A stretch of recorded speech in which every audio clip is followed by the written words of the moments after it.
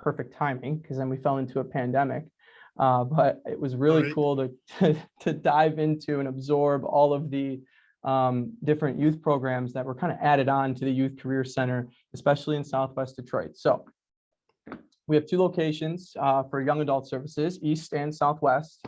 And the Southwest side location is where I'm at. And we call it kind of our main location because right next door is our national headquarters as well.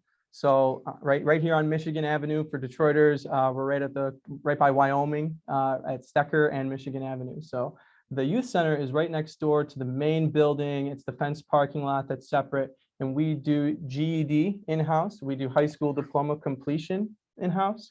It's a credit recovery alternative high school format, which I came in strong talking about our partnership with Detroit Public Schools. And then one of our other huge pride points is our Youth Build partnership. And for those that aren't familiar, it is a national organization with over 250 locations focusing on GED and tangentially construction training or IT training, getting a credential so that way you can jump into a high-paying entry-level position. So a lot of locations focus on a specific industry. Construction is definitely a big one. It's Sarah Metro's favorite because there's just so much opportunity in Detroit and nearby.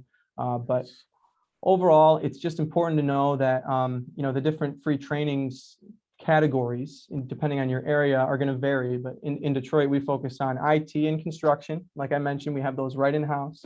And then offsite, there's options in IT and construction as well. But healthcare, manufacturing, and truck driving or transportation, CDLA, are the other big ones where you can jump into a really high-paying entry-level position. Yeah, instead of getting into tons of college debt, we will definitely talk to Detroiters that are eligible for the Detroit Promise if they graduate from Detroit High School or get their GED with us. We definitely want to talk to college or military or any post-secondary track that interests you. But we know that sometimes the quickest ways to get there and some of the biggest needs around our area are in those trades, are in those short-term trainings that our partner Detroit at Work has highlighted. So Sarah Metro, we believe that we're unique because we advertise that we can provide direct support services to our participants in terms of transportation assistance, food, clothing, and childcare, sometimes in the form of referrals. At this location, we have a childcare drop-in center that's available for any participant. So there's a lot swirling around in one building here, and I know I've thrown a lot at you guys at once here so far, but if you're following along, there's technically two GED programs in our building here. So Youth Build is one, and then we have like a straight GED for those that might need that flexibility. It was like, again, perfect timing for the pandemic. Our leadership got a grant for a state program where it's super flexible. There's no attendance required, and we will help you prep in person, one-on-one. We will help you and pay you to pass if you're a Detroiter. We give our students, I think an awesome incentive per class that they complete or certification that they complete in order to be a motivator. It's not a total replacement for income. Some programs are earn as you learn, but every high school student and GED student will get a little bit of money from when they pass their classes. But overall, I should be clear that we're a career center, and let me know if this is mirrored and I'll flip my video. But gotta definitely drop the flyer here. Is it mirrored or is it looking good? It's looking good. Okay, so Detroit residents 16 to 24, come and see if you're eligible, because if you're looking for a job, we want to chat. If for some reason you make too much money or you test too high for our center, it's unlikely, but we always have another door at Sarah Metro that's open for you. We specialize in servicing those that are facing barriers, especially dropouts, especially pregnant or parenting youth. If you're in the foster system, if you have any physical or cognitive disabilities, or if you're in the justice system, those are some ways you can be automatically eligible. But if you're in Detroit, come on in. If you're nearby Detroit, we have programs that are available for any city, especially high school, especially GED. When it comes down to the free training, sometimes it does have to go through what city you're in, but we love strategizing and talking about that short-term or the long-term plan. we love that long-term plan. In Detroit, what's needed is financial literacy education, access to bank accounts and credit scores. So we're huge on that, and we want to strategize and find a way for economic independence, right? A lot of people maybe don't even believe that they can, very soon, with a little bit of work and a little bit of focus, be able to buy a house, be able to start a family, be able to get independent, right? Or at least start making those steps and see a path. So that's definitely what we focus on as primarily a career center. But yes, we are a high school. We are also, I almost said daycare, but we call it child care drop-in center. But yeah, it's a lot of fun. Every day is different because my position is focused on enrolling and recruiting as many participants as possible for this. And we've got plenty of slots for our career center and education programs. So I definitely want to make sure. I know, Gerard, that you're familiar enough with Sir Metro, but is there anything that I should clarify or any questions that you have so far about Sir Metro or all those layers that I'm talking about? I would definitely like to add that, Sir Metro is really, really good at eliminating or removing barriers, because these services are, they're direct, they're right to the point. When a lot of young people come in, they're kind of not sure which path to go through, but you guys have something for everyone. That's very, refreshing to hear and see.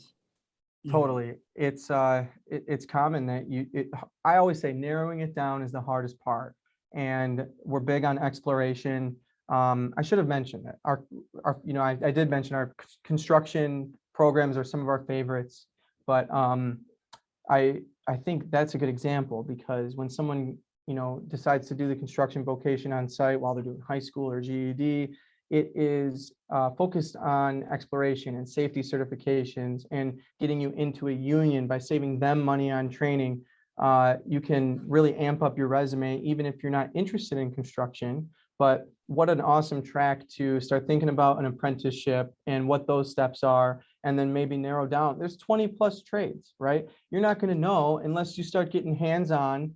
And honestly, before we sign off, I should just carry my laptop over to the construction room and show you guys, because it really is my favorite room. It's like a playground if you're hands-on. So I was going to say, even if you're not interested in going into the construction industry, it's good for getting the do-it-yourself at home.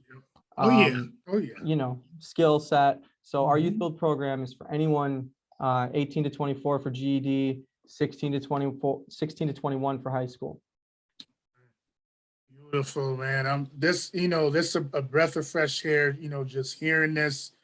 Now, let's say, another organization, obviously you guys are doing your thing with DPS, but let's say another organization that has a lot of youth that needs your services. Like, kind of what are the topics that you would address, and how would they be able to connect with you?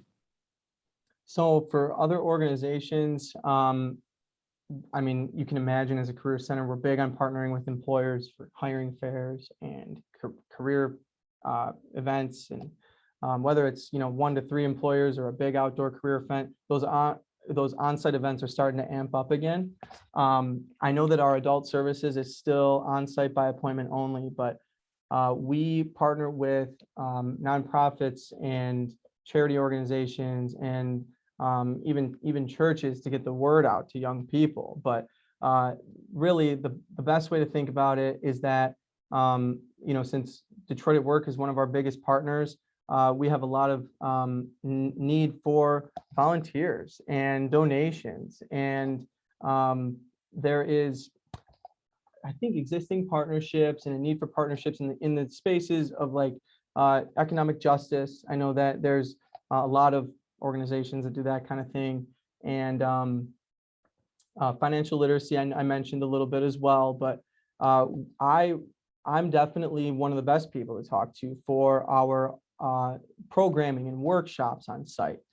We do have different career topics that staff will provide on a regular basis, on a monthly and weekly basis to our participants around resumes and interviewing. and, you know, basic life skills sometimes in hygiene and LinkedIn, but, you know, the same voices over and over again. You know how it goes. We love bringing in partners. So some of my favorite events are when we have like someone just giving a career perspective and talking about how they leverage their entrepreneurship skills or gained entrepreneurship skills to start their own business or to move up in a construction industry. And I really got to shout out our mobile dentist event, because there are a few organizations now that have been able to kind of, yeah, become mobile and take the office to you if you can set aside a classroom. So every cavity found is good and bad, right? In a way.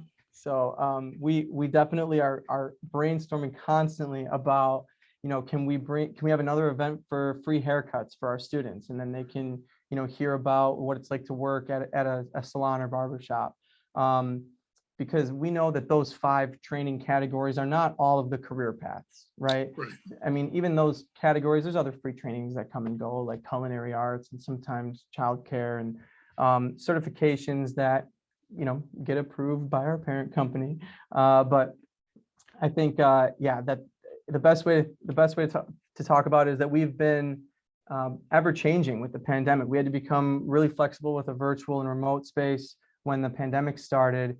And we have been able to keep that going and stay hybrid. So that way, if we have an in-person event, let's just hook up the camera and microphone as well, so people can tap in from home.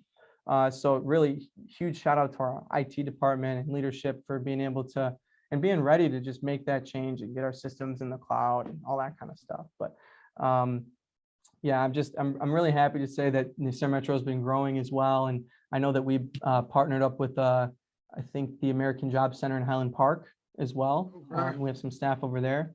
We are also partnered up with the Ford Resource and Engagement Centers in Detroit. Really cool locations. If you've never heard of these, Ford Motor Company, for part of their philanthropy, has locations globally in only certain cities where they see that there's a little bit more of a need. And I know there's one in Singapore, but there's 2 in Detroit.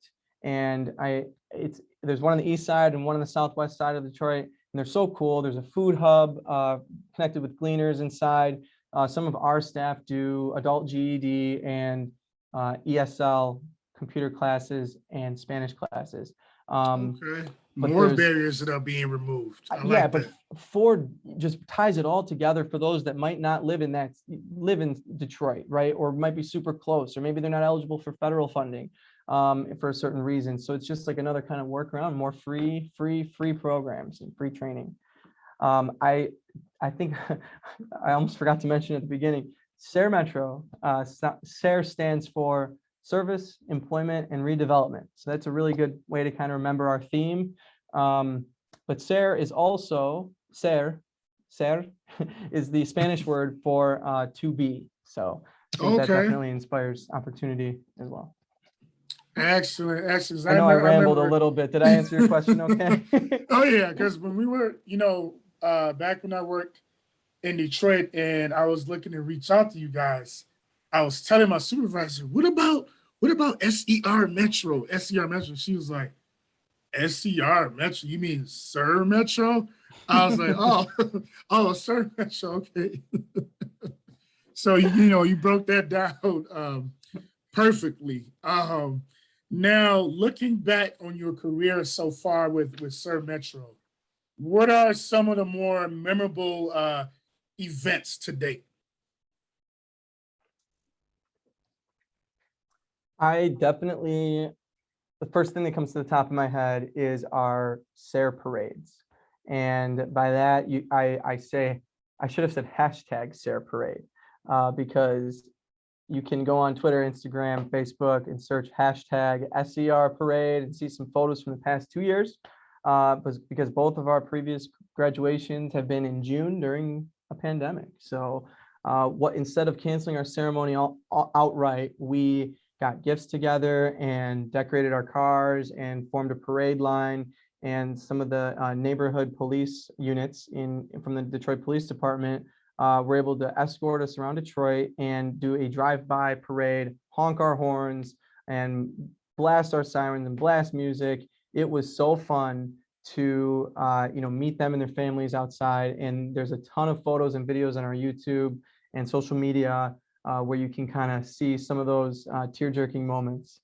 Some of our students, I just got through so much during a pandemic. I think back to some of those crunch time moments where a class was completed by some of our students that waited till the last second in less than a week, and the average is about a month per class. So those students didn't really sleep before the deadline.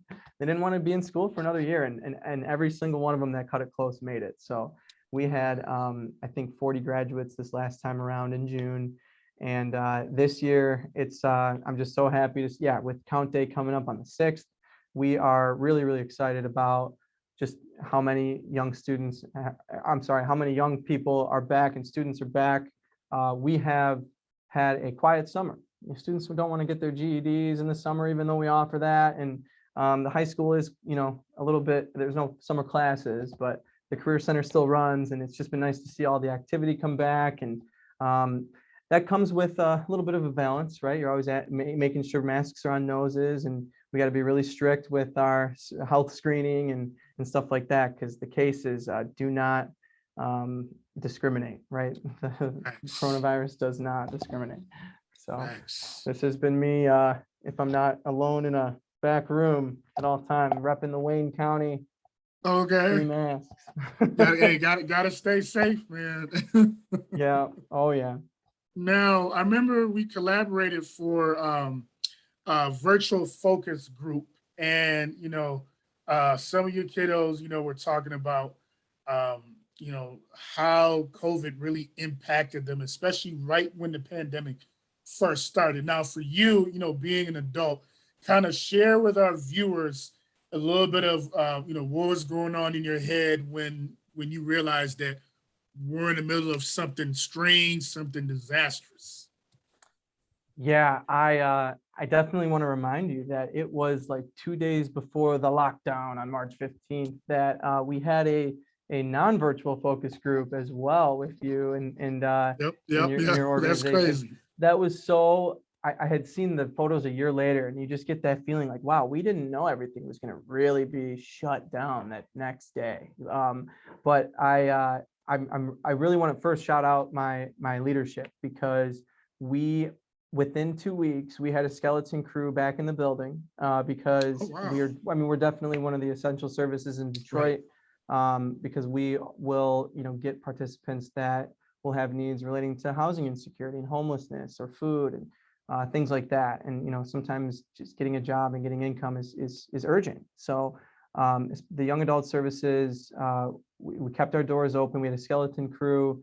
They implemented really thorough policies quickly, and we just began like, all right, let's make everything from the front to the back end virtual and see what we can do. And we're gonna make 1 million Google Forms, and we're gonna spend a little bit more money on new technology, just like every other organization. But I think that was a much needed push as well, because we needed to upgrade some of our tech. So it was a blessing in disguise in that one way, but otherwise it was really tough. And it was, working from home and from my personal perspective in a new position with this organization in kind of a way. I was 3 months into social media outreach, and I was like just starting to dig into some momentum with some in-person workshops as well, like just some ongoing conversations about resumes and credit reports and just some engaged students that we noticed were looking for something to do immediately. It was like that was kind of our other initial instinct in the 2 weeks before we were opening the building back up, with our eyes wide open, right, and kind of a little tentative. It was like, we are going to do as many virtual formal sessions that they can tap into and push opportunities for them to engage and create optional activities and worksheets that kind of go along with some of the conversations that we used to have, and just open up just free time to come in and chat with any staff and play music.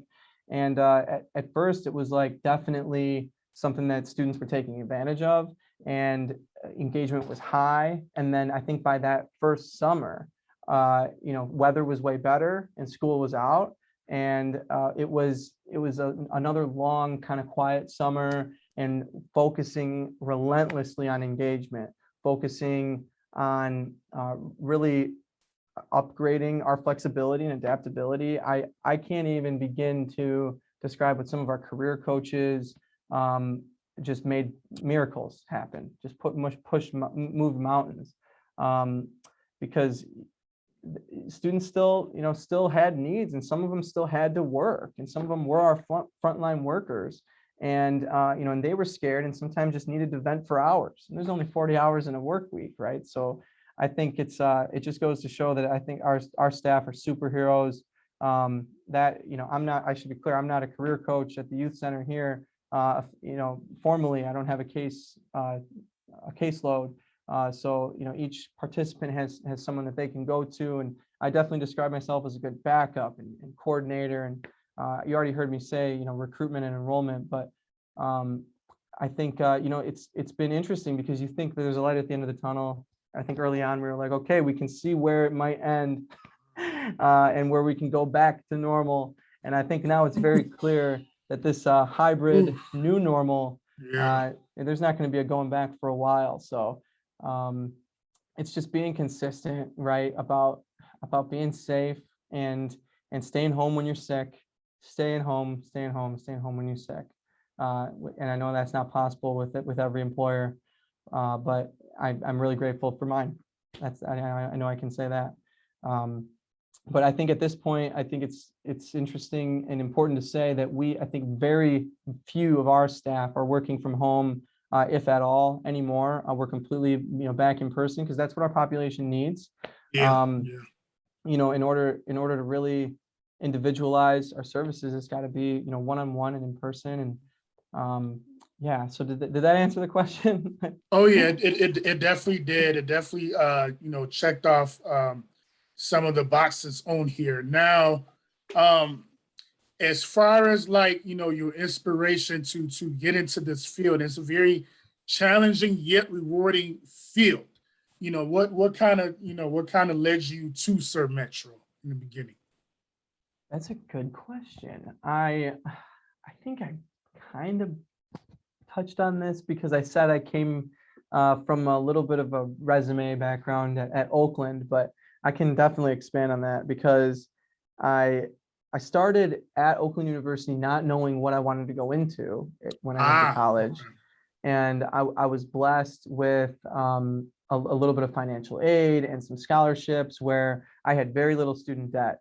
So I had an awesome counselor, and I decided early on that I wanted to do something that I liked. And I've really stuck with that theme. That's my kind of twin brother's life outlook as well. And me and my brother were very, very competitive our whole life. Oh, you got a twin. So I didn't know that. I do have an identical twin. And yeah, we were very, very competitive. So, and he's in Ann Arbor right now. But yeah, so I started doing communication after a semester at Oakland University, but I had started working in their career services department. Just luck. I had applied to on-campus positions, and I just wanted to be one of those people that could get a little bit of extra money. I think it was a max of 20 hours at the time that you were allowed to even work on campus. So I was like, I think that would be good practice, maybe see if I can even do it, in balanced classes. And I started as a student assistant, and then I moved on to being a career ambassador, peer mentor, and we would review other college students' resumes, and we would do workshops, and we would pull a popcorn machine across campus, and it was just so fun. There was so much flexibility and creativity that I could, and I was learning so much about resumes, and I kept telling myself I would never have gone to the career services department on my own. And then my biggest goal was like get people in before they're seniors, before it's too late. They need to just start thinking about this stuff. At a So time, yeah. I know the insecurities around your resume, right? I mean, it is a reflection of yourself, and it's high pressure. So I realized how fun it is to kind of relieve those insecurities and pressures. And I ended up loving communication so much, and some of my professors, that I got a minor in sociology, because some of my communications professors were very interested and passionate about social work and sociology as well. So I ended up working as the kind of the coordinator of the team of 10 or 12 career ambassadors by the time I was a senior in college. And since I had a little bit of supervision experience under my belt, I was just like, I really would love to work at a university. And that was like kind of my next thought. Like, should I just stay and work at a university and continue to talk about career development in this way? But I ended up saying, okay, I'm going to put a pin in that. I had all these other weird internships and recruiting and other stuff. So I was like, I'm going to try sales. I moved to Grand Rapids, and I sold electrical equipment for like 10 months. And it was a lot of old contractors and electricians. And it's a very, very Caucasian demographic on the west side of the state. So, and they drink a lot over there. But I learned how to live on my own a little bit. I rented a room and just wanted to get independent. And I just did an internship kind of thing for way too long. And I found out about Michigan Works, and the rest was history. I fell back into career coaching, and it was definitely more social work. It was, before we can even talk about the resume, we got to, think about and strategize, transportation and where you're going to sleep at night. And, do you have enough food? Connecting and really leveraging and getting immersed with some of the other adult services for older seniors, or for people that are just facing unique barriers that might require Michigan rehabilitation services. So big shout out to MRS. They're an awesome resource for those with disabilities.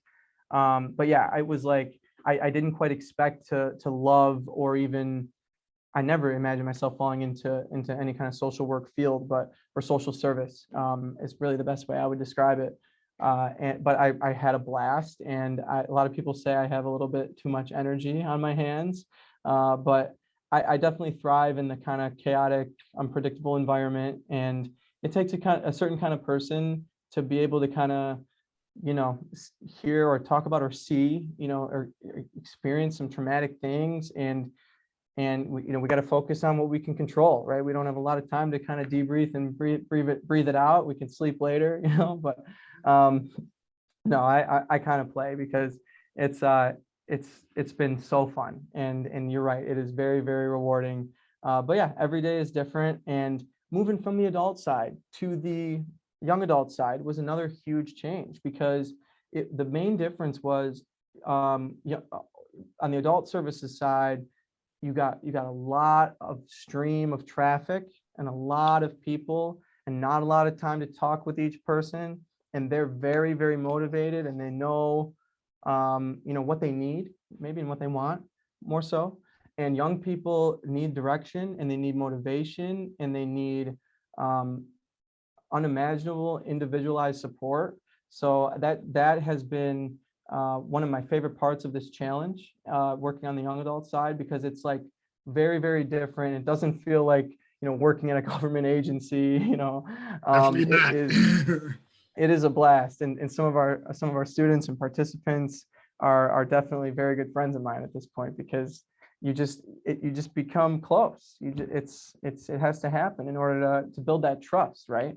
If someone doesn't trust a bank or the federal government, at all, and they don't want to sign a piece of paper, and their literacy and numeracy levels are very, very low, and maybe there's other barriers, right? Then they need to trust somebody, right? So that trust is super, super important. And I think that's what we look for when we're hiring any staff member, is somebody that would thrive working with young adults that are facing barriers that, might not even know how to describe what they're feeling, right? And it just manifests in other ways. And you got to be able to, kind of, talk about, what can we control? What are the next steps, right? But, it all comes down to, our main part of that is getting a job. We want to get them in, get them out. And I think we try to make it a safe space, but some people, we don't want them to stay forever, right? You got to come push them. Want to put people in a position to succeed, to be self-sufficient. Yep. And that only comes with the knowledge, the awareness. You sometimes don't know unless you ask. Now, thinking back, both me and you, we've worked with, a lot of young adults. I know for me, like a memorable, if they would call it success story, a memorable one would be, I was actually in Denver. This was like maybe 5-6 years ago. It was like a summer job after I got laid off from a county job. And I was a career coach. They just call it talent evaluation specialist. And I was helping people at a workforce center in Denver set up like a job search login and helping them do resumes. And there was one gentleman that walked in, and his introduction just like, it kind of threw me off balance because he didn't really greet me like most young adults coming in. He was kind of like, you got any jobs for felons? And he had a much deeper voice than me, obviously. And his voice kind of echoed, and people were like on the computers kind of looked over like, and so, we had a long talk, and then we kind of discussed like what his interests were, what his previous experiences were. And he didn't have like actual formal experience, but he talked about how he used to deliver like t-shirts and stuff because uncle used to own like a little t-shirt company. So to cut a long story short, we ended up getting him interview with Dr. Pepper. And by the time, I was done working with this young man, he he ended up making more money than me as a Dr. Pepper employee that I was making as a talent evaluation specialist. So that's definitely my most memorable success story. Do you have any encounter that sticks out in your career so far? Yeah, let me try to think of one to pinpoint. And I'll just make up a first name here because this was a GED graduate who came in, and he was facing barriers, but it wasn't kind of what I first had expected. He like a lot of young people had come in and said that he didn't want to have any boss. He didn't like authority. He wants to be his own boss. Okay. And what I hear is that you're interested in entrepreneurship, and I've got a huge respect for turning your side hustle into your main hustle, and really growing something from the ground up, because it's definitely possible. So he came in and he told me that he had finished his enrollment test already, and it was like, I'm like, dude, you clicked through it. Like, what do you mean? I'm like, you're going to probably have to retake it. I'm like, there's really no reason to, I usually tell everybody that there's no reason to cheat on it, or it's just to see where you're at. And in math and reading, he's like, no, it was pretty easy. And I was like, okay, okay. And he had said before that he didn't really get close to, I don't think he got through 11th grade, but we look on the transcripts and it was still 10th grade, and he's like, the classroom's just not for me. So I was just blown away. I'm like, you aced this test. And I was so excited, because he then, just as I was put in my place, he week after week passed all 4 GED tests. And that's definitely not the usual case, because he had said, I just, I don't want to be in a classroom. And he was definitely was definitely like looking for something that was not one of our free trainings, right? He was like, Right. I make more money on my own, and I just would rather kind of, hang out with my family and my friends and stuff. And, I'm like, well, you make us look good when you get your GED, but you're going to make yourself look good, and you're going to make us look good as well if you, continue on. I try to talk to him about college, and he's like, no way, I'm not going back to any more classrooms now that I'm done. But I'm very happy to say that he's moving up in the construction industry, and Sure. he decided to move forward in our Rebuild Detroit program, which is like kind of similar to our construction training on site here.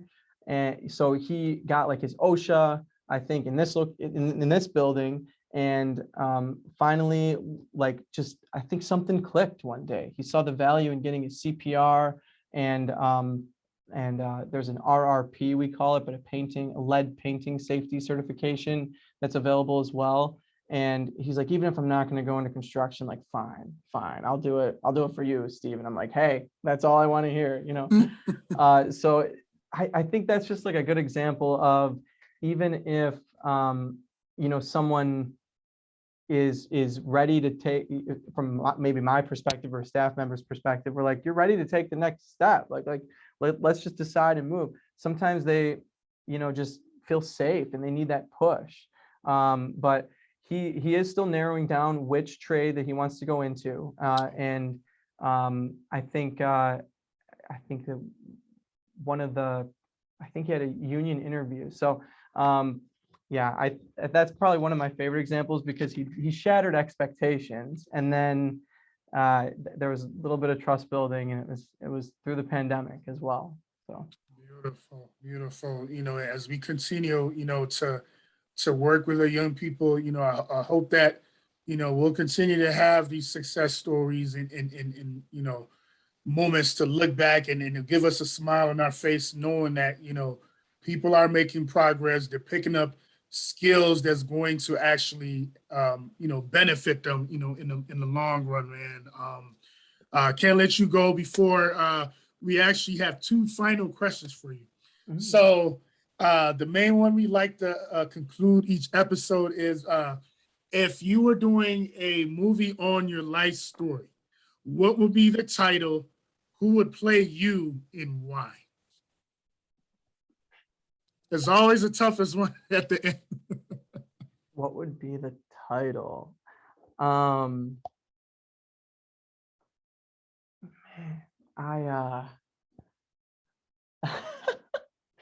It's okay, now always the toughest. before I answer this question, or the first part of the question, maybe I'll get the second half, because sometimes people tell me I look like, I want to say I look like James Franco, but I know I'm not that cute. Just James kidding. from okay, James Franco. I know James Franco. I know maybe James more, Franco. maybe more Dave Franco. Your hair has to stand up a little bit, but yeah. I would be flattered if either of them were ever to play me. But yeah, maybe it would be maybe a creative, if I would title it like creative career, the creative career journey of Stephen R. Tocco. I don't know. Okay. I do want to shout out the movie Boyhood, though, because that was like one of the coolest movies I had ever seen. Or I should say, no. It was one of the movies I related to the most, for sure, just because it's this movie where the filmmaker literally picks a real person and family to follow from age young, like 5 or 4, and then he checks in and like continues the plot based on the young child's life until he's 18, and then the movie came out when he was like 19. So it kind of just shows like how he learned and grew in different ways. And Okay. and he was like a white kid in the suburbs, and so was I. And so I don't know, it's a movie that I related to, With just because Patricia Arquette and Ethan Hawke. I mean, I'm sure. Yeah, let me look. I think you Boyhood, Ethan actually Hawke. resemble Ethan Hawke more than James Franco. Ironically, just Yeah, that's the movie. Yeah, filmed over 12 years. That's definitely it. It was so interesting just because it was a creative way to approach a movie as well. And it just talks about, I mean, what it doesn't go into is anything that really the girls go through. It talks about what guys go through, which is really, you know, sometimes interesting in that movie. It's just an kind of cool angle. Yeah, just of learning and growing and making mistakes in a lot of different ways. So. And of course, last but obviously not least, what would be some good Sir Metro social media contacts for our Detroit viewers? Absolutely. Let me pull up my graphic here. It's toward the end. Here we go. So you can go to sirmetro.org. Oh, here's a quick flyer. I think this might have been, yeah, this was for our high school, of course. Give us a call, walk in. We're on Instagram, we're on Twitter, we're on Facebook. Here we go. We're on LinkedIn. We're on TikTok now as well. So oh, you guys on TikTok now? Okay. Absolutely. Yep. A couple tours on there and some fun stuff. But I'm cutting off the stuff there. But anyway, if you search Sir Metro, you'll find us. I know it's a little different on a couple platforms there, but Sir Metro Detroit on Instagram, you'll get right to us if you go to @Sir Metro Youth.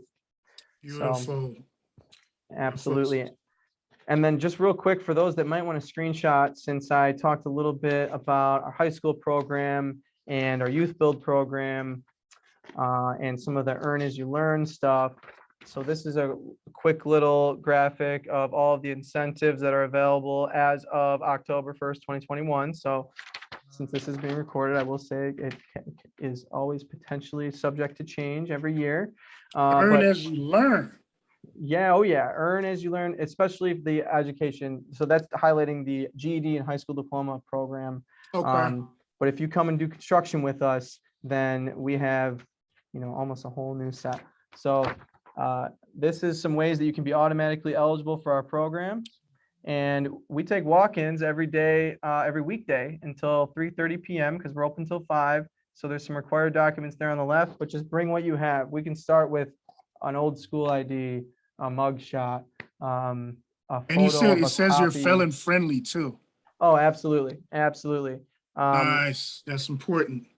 Yes, absolutely. Oh my gosh, it is. We're all about jobs. We're an equal opportunity employer. So I think those are some of my key highlights. I don't want to throw too much at you. Before I jump off, I want to mention as well that because the S in our name stands for service. We have a really, really cool program that went on this summer and just finished up, and we're going to be doing next summer as well. And it's an AmeriCorps program partnered up with this organization called Youth Work in Traverse City, where almost 10 Detroiters this previous summer and next summer go to local, state, and national parks, and they participate in conservation efforts, but get certifications and career exposure to those outdoor DNR careers and local and state national parks careers. But yeah, a lot of outdoor career exposure, service, volunteering, making a difference, seeing a lot of historical sites and going kayaking. They had such a blast. We've got a video on our YouTube. We've got photos all over our social media. I think it's a slideshow, so check it out. Our young people had such a blast this year, kind of going out of their comfort zone, right? Getting out of their neighborhood, maybe some of them getting out of Detroit for the first time and seeing, a world of opportunities right within the pure Michigan we all know and love. So I definitely was going to show you guys our youth build flyer before we head it off as well. But I think I'm just going to show you that this one talks about our career center a little bit, and then paid employment opportunities for youth youth that are on the fence. That part right there is probably going to stand out. Oh yeah, not only free training, but not many career centers can say that they offer this, but not only job matching, we can do job placement. We have a couple different options. Subsidized, get above minimum, make it so you get above minimum wage for a for a set period. We pay the employer to then try to on-ramp you onto a full-time position based on what you're interested in. So if you were to come into our East or Southwest location, ask about work-based learning, or just let us know you want a job, and we will go from there. So if you scan this, it'll take you right to our sign up. Okay. SaraMetro.org/youth-registration or SaraMetro.org/youth if you just wanted to be way quicker. And for the young people, that's viewing, that's viewing this, if you forget, just Google up Sir Metro and it should take you to these Sir Metro links as well. Absolutely. Even SER Youth, I think will take you to our Google Maps location. So SARE Youth Build Learning Academy is what we call our school for those students, represent. But yeah, there we are one more time. And then there's that website at the bottom. So I guess the only thing you guys are missing would be like Sir Metro merchandise, tees, hoodies, and like some baseball caps. You guys are We're giving on point. We gave out almost 5,000 of these bags for free. So if you see me, I will give you one of these almost guaranteed if it's still 2021. And then, yeah, we actually got some swag, on hand. You catch us tabling, you'll get some free stuff. We've got mugs and folders. Oh, we've got actually these fancy folders that we give to every student during their first visit or participant or job seeker. Hold that for a couple seconds longer. Of course, come and see us. Excellent. I am so happy and honored that you had me on today, Gerard. This was so fun, and you can tell that I just love hearing my own voice. But this is you need that energy around the world, not just in Detroit. We need that type of energy, man. Awareness sometimes is one of our biggest challenges. We have all these free services and opportunities and coaching available, and just all this that we're ready to give, but we still have plenty of slots. So please send people our way, even if you're a grandparent or somebody that that might be near Detroit. Yep, and that was one of the main points in getting you on this podcast. So thank you, Stephen, for taking time out of your schedule. Looking forward to uploading the episode on our podcast, social media at Heavy Brand Podcast, Facebook and Instagram. Stephen, we shall meet again, old friend. Always great to see you, Gerard. Thank you so much for having me on. This was awesome. I cannot thank you enough. So.